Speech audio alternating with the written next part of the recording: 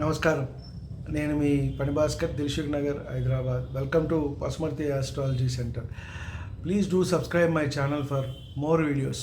Video నచ్చినట్టయితే like చేయండి, share చేయండి, అలాగే నా ఛానల్ని సబ్స్క్రైబ్ చేసుకోండి. తదుపరి వీడియోలు అన్నీ కూడా మీకు అందుబాటులో ఉంటాయి.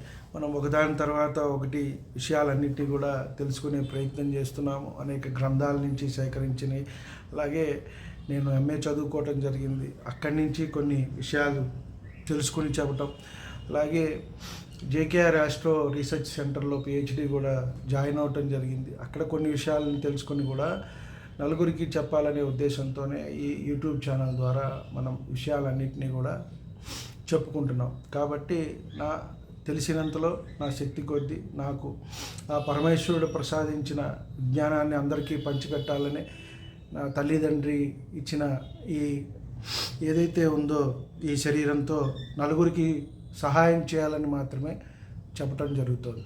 ఈ వీడియోలో మనం ముఖ్యంగా మాతృశాపం గురించి తెలుసుకునే ప్రయత్నం చేద్దాం. ఇదేంటి పితృశాపము, మాతృశాపము, సోదర శాపము ఇట్లా చెప్తున్నారు అని చెప్పండి. కాబట్టి ఎవరు కావాలని ఎవరిని శపించరండి. ఇక్కడ ఏదో జరిగిపోతుంది. ఎందుకంటే తల్లి తండ్రి వారి పిల్లలు బాగుండాలనే కోరుకుంటారు. ఎంత వయసు వచ్చినా సరే వారు బాగుండాలనే వారు ఉన్నప్పుడు కోరుకుంటారు. సరే, వారు లేనప్పుడు మనం ఏం చేయలేం. కాబట్టి వారు ఎంత పెద్దవాళ్ళైనా సరే పిల్లలు బాగుండాలి, వారికి కూడా పిల్లలు కలగాలి, మనవాళ్ళు మునిమనవాళ్ళు ఇవన్నీ చూడాలి అని చెప్పనే మనకి ఆశ ఉంటుంది. కానీ ఏం చేస్తాం, కొన్ని మనం పూర్వజన్మ నుంచి మనం తెచ్చుకోవటం అనేది జరుగుతూ ఉంటుంది.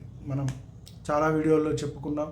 కాబట్టి అది ఏ శాపం అయినా, సర్పశాపం అనుకోండి, పితృశాపం, మాతృశాపం అనుకోండి, సోదర శాపం, మేనమామ శాపం, గురు శాపం, ఇవన్నీ కూడా మనం పూర్వజన్మలో మనం ఎవరికైనా ఏదైనా అన్యాయం చేయటం, లేదా అక్రమంగా ఏదైనా చేయటం, ఒకరి నుంచి లాక్కోవటం, ఇతరులను ఇబ్బంది పెట్టడం వల్ల మాత్రమే మనం ఇటువంటి ఇబ్బందులు అనేవి ఈ జన్మలో పడుతూ ఉంటాం. కొన్ని తెలిసి చేయటం జరుగుతుంది, కొన్ని తెలియక చేయటం జరుగుతుంది. కొన్ని డబ్బు ఉన్న మదంతో కానివ్వండి, అధికారం ఉన్నదన్న ఇదితో కానివ్వండి, ఏదైనా సరే అప్పుడు మనకి తెలియదు. కానీ ఈ జన్మలో మనం అది అనుభవించేటప్పుడు పడే బాధలు, ఇబ్బందులు అది వర్ణనాతీతం. కాబట్టి ఈ వీడియోలో మనం మాతృశాపం గురించి తెలుసుకునే ప్రయత్నం చేద్దాం.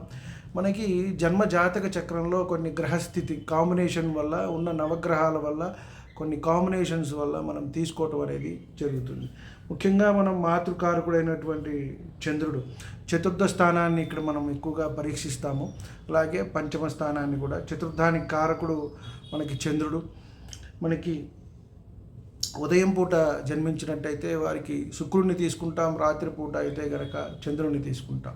సో వీరి గ్రహస్థితి ఏ విధంగా ఉంటుంది, ఈ పంచమ స్థానంలో ముఖ్యంగా పంచమాధిపతితో, పంచమానికి కారకుడైన గురువుతో అనే విషయాల్ని పాపగ్రహ సంబంధం వల్ల మనం తెలుసుకునే ప్రయత్నం చేద్దాం. అలాగే వాటికి సంబంధించి పరిహారం కూడా తెలుసుకునే ప్రయత్నం చేద్దాం. ఎవరి జన్మ జాతక చక్రంలో అయినా ముఖ్యంగా ఈ మాతృశాపం అనేది ఉన్నట్టయితే, అలాగే వారు క్షుణ్ణంగా పరిశీలించుకొని వారు ఈ పరిహారం చేసుకున్నట్టయితే వారు దాని నుంచి బయటపడి సంతానాన్ని పొందడానికి అవకాశం అనేది ఉంటుంది. ముఖ్యంగా మనం చూసుకున్నట్టయితే 12th వ్యయంలో గురువు, కుజ, రాహువు ఉండగా పంచమంలో శని, చంద్రులు ఉంటే అని చెప్పన్నారు. అంటే ఈ కాంబినేషన్ అనేది మొత్తం ఉండాలండి. మనం చూసుకుంటే ఒక గ్రహం ఉంది, 2 గ్రహాలు ఉన్నాయని చెప్పి మనం దాన్ని ఆ విధంగా చెప్పడానికి లేదు. ముఖ్యంగా తీసుకుంటే వ్యయంలో గురువు, కుజ, రాహు ఉండగా పంచమంలో శని, చంద్రులు ఉంటే అప్పుడు మాత్రమే మనం ఈ విధంగా మాతృశాపాన్ని మనం తీసుకోవాలి. 5th లార్డ్ వచ్చి 6, 8, 12లో ఉండగా 6, 8, 12th స్థానాల్లో ఉండి లగ్నాధిపతి నీచనుంది చంద్రుడితో అలాగే ఇతర కూరగ్రహాలతోనూ. ఇక్కడ మనం రాహుకేతువులు, శని, కుజ ఇవన్నిటినీ కూడా మనం ఇక్కడ తీసుకోవచ్చు ముఖ్యంగా. అలాగే 5th లార్డ్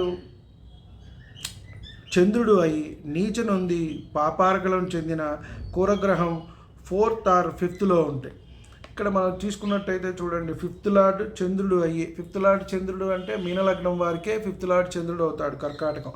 కాబట్టి అతను నీచనుంది అంటే వృశ్చికంలో ఉండాలి, అప్పుడే ఆయన నీచపడతారు. కాబట్టి పాపార్గలం చెంది అలాగే కూరగ్రహం 4th or 5th ఉంటాయి. మనం ఇక్కడ తీసుకున్నట్టయితే 4, 5లో పాపగ్రహం ఉండాలి, అలాగే 5th లార్డ్ నీచ పొందాలి. ఈ విధంగా ఉంటేనే వారికి ఇబ్బంది అనేది కలుగుతుంది, మాతృశాపం అనేది మనం చెప్పవచ్చు. అలాగే శని పంచమంలో ఉంటే కూడా వీరికి ఇబ్బంది పడతారు. ఇక్కడ శని పంచమంలో ఉండి నీచ పొందాలి అని చెప్పని అంటున్నారు. అంటే శని పంచమంలో నీచ పొందటం అంటే ధనుర్లగ్నానికి మాత్రమే ఇది అవకాశం ఉంటుంది, మిగతా ఎప్పుడు కూడా ఉండదు. శని వచ్చేటప్పటికి మేషంలో ఆయన నీచ పడతారు కాబట్టి నీచ శని పంచమంలో ఉంటే ధనుర్లగ్నానికి మాత్రమే ఇది అవకాశం ఉంటుంది. అలాగే 5th పాపక్షేత్రమై లగ్నాధిపతి నీచనుంది, చంద్రుడు రాహువు బుధుడు శని కుజక్షేత్రాలు అయితే అని చెప్పని అన్నారు. అంటే 5th లార్డ్ లేదా పంచమం పాపక్షేత్రం అయి ఉండి లగ్నాధిపతి నీచనుంది, చంద్రుడు రాహువు బుధుడు శని మరియు కుజక్షేత్రాలు అయితే కర్కాటకం కానీ, అలాగే మకర కుంభాలు కానివ్వండి, అలాగే మేష వృశ్చికాలు కానీ ఈ క్షేత్రాలు కనుక అయి ఉంటే కనుక ఇబ్బంది కలుగుతుంది అని చెప్పడం జరిగింది. ఇక్కడ మళ్ళీ బుధ శని రాహుతో కలిసినా కూడా ఇబ్బంది అనేది కలుగుతుంది. అలాగే 4th లార్డ్ ఏదైతే ఉందో మనం లగ్నం నుంచి చతుర్థాధిపతి తల్లిని సూచిస్తుంది కాబట్టి మాతృశాపం గురించి మనం మాట్లాడుకుంటున్నాం. 4th లార్డ్ కనుక కుజుడు శని రాహువు కుజ ఏ ఒక్కరితో కలిసినా సరే, ఏ ఒక్కరితో కలిసి లగ్నంలో 1st లేదా 5thలో ఉంటాయి, అంటే లగ్నంలో కానీ పంచమంలో కానీ ఎక్కడ ఉన్నా కూడా ఇటువంటి కాంబినేషను మనకి మాతృశాపంగా పరిగణలోకి తీసుకోవాలి. అలాగే 1st lord and 5th lord 6thలో ఉండటం, అలాగే 4th లార్డ్ 8thలో ఉండటం, అంటే చతుర్థాధిపతి అష్టమంలో ఉండటం, లగ్నాధిపతి మరియు 5th లార్డ్ ఇక్కడ మనం 2 కలిసి కాంబినేషన్ ఉంటేనే మనం దాన్ని చెప్పాలండి, ఒకళ్ళే ఉన్నారని చెప్పి మనం చెప్పకూడదు. లగ్నాధిపతి మరియు పంచమాధిపతి 6thలో ఉండి 6లో ఉంటే లగ్నాధిపతి పంచమాధిపతి కలిసి ఉండి 6thలో ఉండాలి. అలాగే 4th లార్డ్ 8thలో ఉంటే అప్పుడు మనం దాన్ని మాతృశాపం కింద పరిగణలోకి తీసుకోవాలి. అలాగే 6 మరియు 8 6th అండ్ 8th లార్డ్స్ వీళ్ళు లగ్నంలో ఉంటేనే లగ్నం బలహీనపడుతుంది, షష్టాధిపతి అష్టమాధిపతి. అలాగే 4th లార్డ్ విత్ పాపులు. మళ్ళీ చూసుకుంటే క్షీణచంద్రుడు 7thలో. క్షీణచంద్రుడు అంటే మనకి అమావాస్య నుంచి తీసుకుంటే అమావాస్య ముందు నుంచే అమావాస్య దాటిన 15 రోజులు మనకి క్షీణచంద్రుడుగా ఉంటారు. ఇలాంటి కాంబినేషన్ ఉన్నా కూడా వారికి మాతృశాపం కింద తీసుకోవాలి. 5th లార్డ్ 12thలో పరివర్తన నొందిన చంద్రునితో 4th లార్డ్ కలిసి 6, 8, 12 స్థానాల్లో ఉంటాయి. ఇట్లా ఉన్నా కూడా మనం దీన్ని మాతృశాపం కింద తీసుకోవాలి.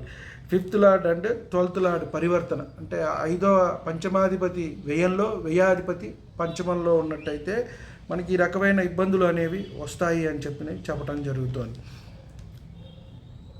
ఇలా ఉన్నప్పుడు మనం ఎటువంటి పరిహారం చేసుకుంటే ఈ మాతృశాపం నుంచి మనం కాస్త విముక్తి కలిగి సంతానం కలుగుతుంది అనే విషయాన్ని తెలుసుకుందాం.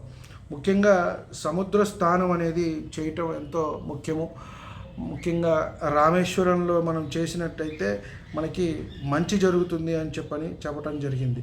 రామేశ్వరంలో స్నానం చేసి చక్కగా ముత్తైదులకి పసుపు కుంకుమ ఇచ్చి ఆశీర్వచనం తీసుకుని వారికి మన శక్తి కొలది వస్త్రాలు సమర్పించి లేదా పసుపు కుంకుమ గాజులు సమర్పించి మనం వారి దగ్గర నుంచి ఆశీర్వచనం తీసుకుంటే కనుక మనకి ఈ మాతృశాపం అనేది తొలగి, అంటే సముద్రస్థానం దగ్గరలో ఉంటే ఎక్కడైనా పర్వాలేదు, మనం రామేశ్వరంలోనే చేయాలని లేదు, కాకపోతే రామేశ్వరంలో మనకి మంచిది అని చెప్పారు.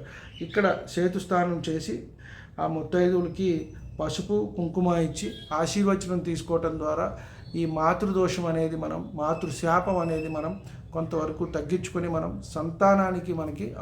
సంతానం కలగడానికి అవకాశం కలుగుతుంది అని చెప్పడం జరిగింది. కాబట్టి వీడియో నచ్చినట్టయితే మీకు లైక్ చేయండి, మంచి ఇన్ఫర్మేషన్ మీ బంధుమిత్రులకి శ్రేయోభిలాషులకి కూడా షేర్ చేయండి. అలాగే వీడియో నచ్చినట్టయితే లైక్ చేయండి. ఇంతవరకు ఛానల్ సబ్స్క్రైబ్ చేసుకోకపోతే సబ్స్క్రైబ్ చేసుకోండి. నమస్కారం. సర్వే జనా సుఖినో భవంతు. శాంతి.